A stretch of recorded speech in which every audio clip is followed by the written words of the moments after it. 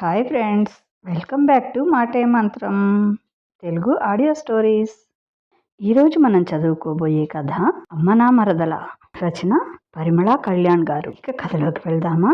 ఈ కథ మీకు నచ్చినట్లయితే తప్పనిసరిగా ఒక లైక్ ఇవ్వండి. అలాగే కథ మీకు ఎలా అనిపించిందో మీ అమూల్యమైన అభిప్రాయాన్ని ఓ చిన్న కామెంట్ రూపంలో తెలియచేయండి. నా ఛానల్ సబ్స్క్రైబ్ చేసుకోండి. మీకు తెలిసిన వారికి షేర్ చేయండి. ఇక కథలోకి వెళ్దాం. అమ్మ నా మరదల. అబ్బాయి వంశీ ఫోన్లో, నాన్న ఎవరిని అడిగి ఈ పెళ్లి ఖాయం చేశారు? నాకు అస్సలు ఇష్టం లేదు. అయినా అమ్మాయిని చూడనైనా చూడకుండా ఏంటి నాన్న ఇదంతా? తండ్రి, నాకు కూడా ఇష్టం లేదురా కన్నా, కానీ మీ నాయనమ్మ నా దగ్గర మాట తీసుకుంది. అసలే ఆవిడ ఆరోగ్యం ఇప్పుడు అంతంత మాత్రంగా ఉంది. ఇప్పుడు నువ్వు కాదు అంటే ఏమైపోతుందో ఆలోచించు. ఏమైనా అంటే ఇది ఆవిడ చివరి కోరికగా అడుగుతున్నా అంటుందిరా. నువ్వు చెప్పరా, ఏం చేయమంటావు నన్ను? అబ్బాయి, అదేంటి నాన్న అలా అంటారు? మీరేం చేయలేరా? నా లైఫ్ నాన్న ఇది. ఎవరో తెలియని అమ్మాయితో పెళ్ళంటే ఎలా? అదీ కాకుండా తను ఊర్లోనే ఉంటుంది అన్నారు. నేనేమో ఇక్కడే ఆస్ట్రేలియాలో సెటిల్ అవుదామని అనుకుంటున్నాను. మా ఇద్దరికి అస్సలు సెట్ అవ్వదు నాన్న. ప్లీజ్ నాన్న, నా జీవితం బలి చేయకండి. తండ్రి, అంత పెద్ద మాటలు ఎందుకురా? ముక్కు మొహం తెలియని అమ్మాయి అంటున్నావు. నా పెళ్లి కాకముందు మీ అమ్మ కూడా నాకు తెలియని అమ్మాయేరా. ఇన్ఫ్యాక్ట్ మీ అమ్మకి కూడా ముందు నేను ఎవరో తెలియదు. కానీ ఇప్పుడు మేము సంతోషంగా లేమంటావా? అబ్బాయి, అదంతా ఒకప్పుడు నాన్న. ఇప్పుడు జనరేషన్ వేరు.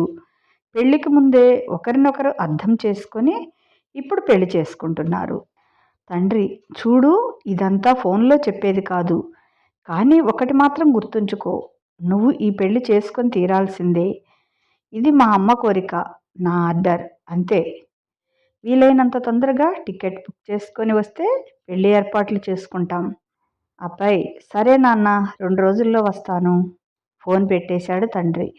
ఎవరికి చెప్పాలో తన బాధ తెలియక తికమక పడుతూ ఉంటాడు వంశీ.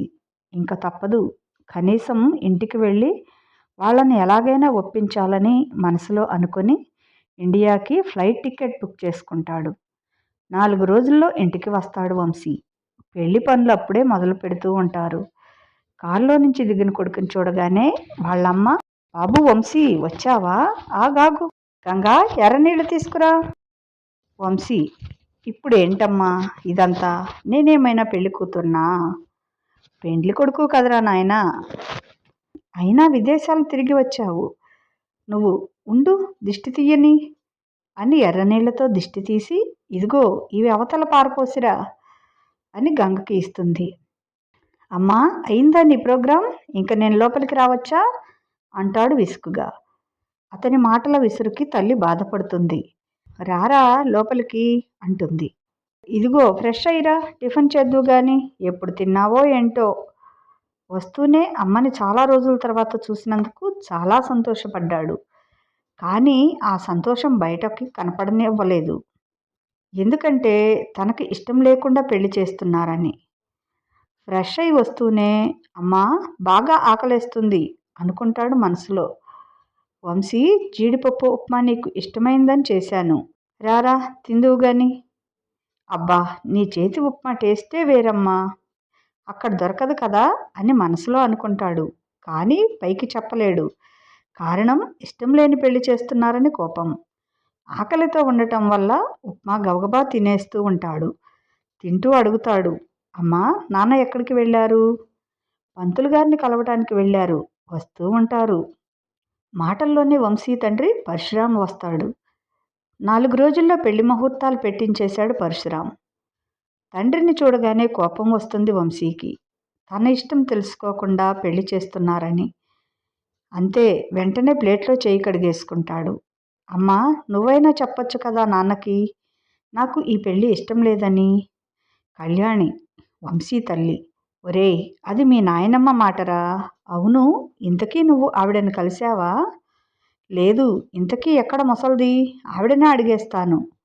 హా, అదిగో వస్తుంది, ఆవిడనే అడుగు అంటూ పైకి చూపిస్తుంది కళ్యాణి.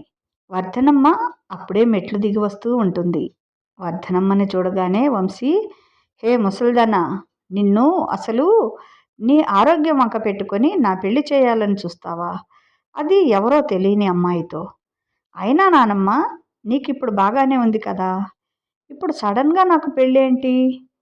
అది కాదురా, నా మాట వినురా. నానమ్మ, నువ్వు ఎంత చెప్పినా సరే నాకు ఈ పెళ్ళి ఇష్టం లేదు, అంతే. అయితే నేనేమైపోయినా పర్వాలేదంటావా? వంశీ, నీ ఆరోగ్యానికి నా పెళ్ళికి ముడెందుకు వేస్తున్నావు? నాకు ఇష్టం లేని పెళ్లి చేసి నన్ను ఎందుకు ఇబ్బంది పెట్టాలని చూస్తున్నారు? వర్ధనమ్మ, ఒరేయ్, ఆ అమ్మాయిని చూసి అప్పుడు మాట్లాడు ఆ మాట. నీకు సరైన జోడీరా తను. వంశీ, అసలు పెళ్ళే నచ్చనప్పుడు అమ్మాయి నచ్చితే ఏంటి, నచ్చకపోతే ఏంటి? పరశురామ్, ఒరేయ్, ఇది మా అమ్మ మాట, నా మాట. నా మాట కాదని ఏదైనా వెధవేషాలు వేయటానికి ట్రై చేశావో మాలో ఎవరో ఉండరు, అది గుర్తుపెట్టుకో. అలా చేసేవాడినైతే అసలు ఇక్కడ దాకా వచ్చేవాడిని కాదు. మీ మాట మీద గౌరవం ఉంది కాబట్టి ఇక్కడికి వచ్చాను, లేకపోతే అక్కడే ఎవరో ఒకరిని చూసుకునేవాడిని. కానీ నా లైఫ్ ఇంత దారుణంగా ఉంటుందని ఊహించలేకపోతున్నాను. మీరంతా కలిసి నా జీవితం నాశనం చేయాలని ప్లాన్ చేశారా? వర్ధనమ్మ, నువ్వు ఏమైనా చెప్పరా, ఈ పెళ్లి జరగాల్సిందే. నీ పెళ్లి చూడాలన్నది నా చివరి కోరిక. అదిగో అదే, అలాగే నన్ను బ్లాక్మెయిల్ చేస్తున్నారు. పరశురామ్, చూడు వంశీ, ఇది నీ జీవితానికి సంబంధించింది అని నాకు తెలుసు. అలాగే నీకు ఏది మంచో ఏది చెడో కూడా నాకు తెలుసు. ఇంకేం ఆలోచనలు పెట్టుకోకుండా పెళ్ళికి రెడీ అవ్వు. వంశీ ఏమీ అనలేక విసురుగా తన గదిలోకి వెళ్ళిపోతాడు. గదిలోకి వెళ్ళి ఆలోచిస్తూ ఉంటాడు. హాయిగా ఆస్ట్రేలియాలో సెటిల్ అయిపోదాం అనుకుంటే ఇప్పుడు పెళ్ళి గిళ్ళి అని నా ప్రాణం తీస్తున్నారు. పోనీ ఎలాగోలా తప్పించుకుందాం అనుకుంటే ఆ అవకాశం కూడా లేకుండా చేశారు. నాయనమ్మ నానాలి ముందు, అయినా ఆవిడ అడిగిందే అనుకో. నాన్న మాత్రం ఎలా ఒప్పుకున్నారు? ఆవిడ కోసం నాకు ఇష్టం లేని పెళ్లి చేస్తారా? అయినా అసలు అమ్మాయి ఎవరు? తను ఎలా ఒప్పుకుందో? తనకు ఏమైనా తెలుసా? నన్ను చూసిందో లేదో? తనని కూడా ఇలాగే బెదిరించి ఒప్పించారేమో. రూమ్లో కాళ్ళు కాలిన పిల్లిలా తిరుగుతూ ఆలోచిస్తూ ఉంటాడు. ఈలోగా కళ్యాణి గదిలోకి వస్తుంది. అలా తిరుగుతున్న వంశీని చూసి, ఏంట్రా అలా ఉన్నావు అంటుంది. బలవంతాన ఆస్ట్రేలియా నుంచి రప్పించి ఇష్టం లేని పెళ్లి చేస్తుంటే ఇలా కాక ఇంకా ఎలా ఉంటాను? కొంచెం నేను చెప్పేది విను వంశీ, నన్ను విసిగించకమ్మా. నీకే కాదు, మీ నాన్నకి కూడా అసలు ఈ పెళ్ళి ఇష్టం లేదు. కానీ మీ నాయనమ్మ కోసం ఒప్పుకున్నారు. అది మీ నాన్న వాళ్ళ అమ్మ మాటకి ఇచ్చే గౌరవం. అర్థం కానట్లు చూస్తాడు వంశీ. అవునురా, మీ బామ్మ కోసమే ఈ పెళ్ళికి ఒప్పుకున్నారు మీ నాన్న. అసలు నువ్వు పెళ్లి చేసుకునేది ఎవరినో కాదు, మీ అత్త కూతురినే. అత్త కూతురా అని ఆశ్చర్యపోతాడు వంశీ. అసలు నాకు ఒక అత్త ఉందా? నాకు ఇప్పటి వరకు ఎవరూ చెప్పలేదు. మీ నాయనమ్మకి మీ నాన్న తర్వాత చాలామంది పుట్టి చనిపోయారు. అలా చాలా సంవత్సరాల తర్వాత మీ అత్త కావేరి పుట్టింది. కావేరిని చాలా గారాబంగా పెంచారు అందరూ. తను ఆడిందే ఆట, పాడిందే పాటగా సాగింది ఆ ఇంట్లో. తను ఏమి అడిగినా క్షణాల్లో చేసి పెట్టేవారు. అలాంటిది అంత పని చేస్తుందని ఎవరూ అనుకోలేదు అని కంటతడి పెట్టుకుంది కళ్యాణి. అమ్మ కళ్ళల్లో నీళ్లు చూసిన వంశీ కరిగిపోయాడు. అమ్మా, ఏమైంది? ఎందుకు బాధపడుతున్నావు? ఏం లేదులేరా. మరి ఏమైందో చెప్పమ్మా. అంత అల్లారుముద్దుగా పెంచటం మా తప్పు అని రుజువు చేసింది. మీ నాన్నగారికి కావేరికి వయసులో ఎక్కువ తేడా ఉండటంతో ముందు మా పెళ్లి చేశారు. కానీ నేను కావేరిని కూడా కూతురులాగా చూస్తున్నాను. అలా 3 ఏళ్ళు గడిచాయి. నువ్వు నా కడుపున పడ్డావు. నువ్వు పుట్టిన తర్వాత నీకు ఏడాది నిండేలోపే మీ అత్తకి పెళ్లి చేయాలి అనుకున్నాము. మీ తాతగారు చూసి చూసి ఒక మంచి సంబంధాన్ని తెచ్చారు. పెళ్లి చూపుల్లోనే అమ్మాయి నచ్చింది అని చెప్పారు. ఒక మంచి రోజు చూసుకొని తాంబూలాలు మార్చుకుందాం అనుకుంటూ ఉండగా ఆ రోజే మంచిదని చెప్పారు పంతులు గారు. ఇక అప్పుడే మీ అత్తకి నిశ్చితార్థం కూడా జరిగిపోయింది. మీ తాతగారు, మీ నాన్నగారు ఎంతో సంతోషించారు. కానీ ఆ సంతోషం ఎంతోసేపు నిలవలేదు. మీ అత్త ఎవరినో ప్రేమించిందని, ఈ పెళ్లి తనకిష్టం లేదని అందరితో చెప్పింది. నిశ్చితార్థం అయిపోయాక పెళ్లి క్యాన్సిల్ చేసే ప్రసక్తే లేదని, ఈ పెళ్లి జరిగి తీరాల్సిందే అని మీ తాతగారు పంతం పట్టారు. గదిలో ఏడుస్తూ ఉన్న కావేరి దగ్గరికి వెళ్ళాడు పరశురాం. అన్నయ్య, నువ్వు కూడా అన్యాయం చేస్తావా నాకు? తెలిసి ఇష్టం లేని పెళ్లి చేసుకోమంటావా అని అడిగింది కావేరి. నాన్న, కావేరికి ఇష్టం లేదు అంటోంది కదా నాన్న. అసలు తను ఎవరినో ప్రేమించి అసలు తను ఎవరిని ప్రేమించిందో ఒకసారి తెలుసుకుంటే బాగుంటుంది కదా నాన్న అన్నాడు పరశురాం. తండ్రి, అవసరం లేదు. అది ఎవరిని ప్రేమించినా సరే వాడితో పెళ్లి మాత్రం జరగదు. ఎవడైనా సరే వాడిని మర్చిపోయి అది ఈ పెళ్లి చేసుకోవాల్సిందే. ఇది నా పరువు ప్రతిష్టకి సంబంధించిన విషయం. పరశురాం, నాన్న, మనిషి కన్నా పరువు ప్రతిష్టలే ముఖ్యమంటారా? తండ్రి, నువ్వు ఏమైనా చెప్పు, ఎన్నైనా చెప్పు, ఈ పెళ్లి జరగాల్సిందే. ఇదే నా చివరి మాట. పరశురాం అలా ఎంత నచ్చ చెప్పినా వాళ్ళ నాన్న వినలేదు. కావేరికి నచ్చ చెప్పటానికి చూశాడు పరశురాం. ఇష్టం లేని పెళ్లి చేసుకొని జీవితాంతం బాధపడుతూ ఉండమంటారా? చెప్పు అన్నయ్యా అని ఏడుస్తూ వెళ్ళిపోయింది కావేరి. ఆ మర్నాడు ఉదయం లేచి చూసేసరికి కావేరి ఇంట్లో లేదు. తన గదిలో ఉత్తరం దొరికింది. అందులో ఇలా రాసి ఉంది. నాన్న, అన్నయ్య, నన్ను క్షమించండి. మీ మాట కాదని వెళ్ళిపోతున్నాను. ఇష్టం లేని పెళ్లి చేసుకొని జీవితాంతం బాధపడుతూ ఉండే కన్నా ఇష్టమైన వాళ్లతో ఎంతకాలమైనా సంతోషంగా ఉండగలము. అందుకే నాకు నచ్చిన, నన్ను ఇష్టపడిన వాళ్లతో వెళ్ళిపోతున్నాను. చివరగా ఒక మాట అన్నయ్య, నా కోసం ఇన్ని చేసిన మీరు నా ఇష్టాయిష్టాలు అన్నీ ముందే తెలుసుకొని అన్నిటినీ నెరవేర్చిన మీరు నా జీవితంలో అతిపెద్ద విషయం అయిన నా పెళ్లి విషయంలో మాత్రం నా ఇష్టంతో సంబంధం లేకుండా చేస్తున్నందుకు నాకు చాలా బాధగా ఉంది. అసలు నేను ఇష్టపడే వ్యక్తి ఎవరు అని ఒకసారి అడిగి ఉంటే బాగుండేది. అది ఎవరో కాదన్నయ్య, మీ స్నేహితుడు సురేష్. ఈ మాటకి మీకు కోపం రావడం సహజం. కానీ ఇందులో ఆయన తప్పు ఏమీ లేదు. నా బలవంతం మీదే ఇలా చేస్తున్నారు. ఆయనని తప్పు పట్టకండి. నా మీద కోపం ఆయన మీద పెట్టుకోకండి. ఇట్లు మీ కావేరి. ఆ ఉత్తరం చదవగానే హతాశుడయ్యాడు పరశురాం తండ్రి. కావేరి ప్రేమించింది తన స్నేహితుడు సురేష్ని అని తెలిసి కూడా పరశురాం కూడా కోపోద్రిక్తుడయ్యాడు. అప్పటి వరకు చెల్లెల మీద ఉన్న అభిమానం కాస్త కోపంగా మారిపోయింది. వాడు, ఆ సురేష్, నమ్మకంగా ఉండి ఇలా చేస్తాడా? తెన్నింటి వాసాలు లెక్క పెడతాడా? ఇంత మోసం చేస్తాడా అని ఆవేశపడతాడు.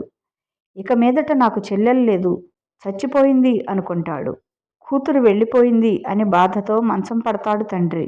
కొన్నాళ్ళకి అదే బాధతో కన్నుమూస్తాడు. చివరి క్షణంలో కూతురు గుర్తొచ్చి బాధపడతాడు. కావేరి ఎప్పటికైనా మనల్ని గుర్తుపెట్టుకుని ఇంటికి తిరిగి వస్తే తనని ఏమీ అనొద్దు, వారిని అంగీకరించండి అని కొడుకు దగ్గర మాట తీసుకుని వెళ్ళిపోయాడు. అదిరా జరిగింది. కానీ మీ నాన్నగారికి చెల్లెల మీద, స్నేహితుడి మీద కోపం అలాగే ఉంది. మీ నాయనమ్మకి ఒంట్లో బాగా లేనప్పుడు డాక్టర్ గారు జాగ్రత్తగా, ఏ టెన్షన్ పెట్టుకోకుండా ఉండమన్నారు. అందుకే చివరి రోజుల్లో అయినా కూతుర్ని, అల్లుణ్ణి, మనవల్ని చూడాలి అనిపించింది. ఎంక్వైరీ చేస్తే మీ అత్త వాళ్ళు ఈ ఊర్లోనే ఉంటున్నారని, తనకి ఒక కూతురు అని తెలిసింది. అలా నీ పెళ్ళి మీ అత్త కూతురుతో నిశ్చయించారు. అంతా విని బెడ్ మీద కూర్చుండిపోతాడు వంశీ. అంటే ఇప్పుడు నేను పెళ్లి చేసుకోబోయేది మా అత్త కూతుర్నేనా? కానీ నాన్న, అప్పుడు అత్తకి ఇష్టం లేని పెళ్లి చేయబోయారు. ఇప్పుడు నాకు ఇష్టం లేని పెళ్లి చేస్తున్నారు. అప్పటికీ ఇప్పటికీ ఏమీ తేడా లేదు. అత్త తనకి నచ్చిన వాడితో వెళ్ళిపోయింది. కానీ ఇప్పుడు నేను అలా చేయను. మళ్ళీ నేను కూడా అదే పని చేసి మిమ్మల్ని ఇంకొకసారి బాధ పెట్టను. బెడ్పై కూర్చొని ఆలోచిస్తూ ఉండగా పక్కనే టేబుల్ మీద తన శుభలేఖ కనిపించింది. నా పెళ్లి శుభలేఖ ఎలా ఉందో చూద్దాం అనుకుంటూ చేతిలోకి తీసుకున్నాడు. పైనుంచి ఒకసారి ఆ శుభలేఖ తడిమి చూస్తాడు. ఓపెన్ చేసి చదువుతాడు. వధూవరుల పేర్లు. వరుడు చిరంజీవి వంశీ, వధువు చీలాసౌ మధుప్రియ. మధు అన్న పేరు దగ్గర ఆగిపోతుంది వంశీ దృష్టి అంతా. ఆ అక్షరాలను తడిమి తడిమి చూస్తాడు. మా మా మధు.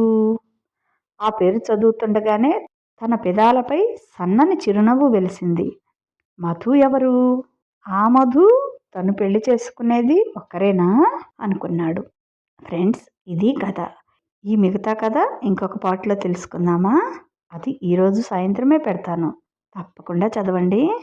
ఇంతకీ ఈ కథ ఎలా ఉంది మీకు బాగా నచ్చిందా? నాకు బాగా నచ్చిన కథనే ఎంపిక చేసుకొని పెడతాను. మీకు ఎలా ఉంది? మీకు కూడా నచ్చినట్లయితే ఓ లైక్ ఇవ్వండి. అలాగే ఈ కథ పైన మీ అభిప్రాయాన్ని ఓ చిన్న కామెంట్ రూపంలో తెలియచేయండి. నా ఛానల్ సబ్స్క్రైబ్ చేసుకోండి, షేర్ చేయండి. ఓకే, మిగతా కథ ఈరోజు సాయంత్రం తెలుసుకుందాం. Okay, bye. ఉంటాను. మీ లక్ష్మీ ఘంట.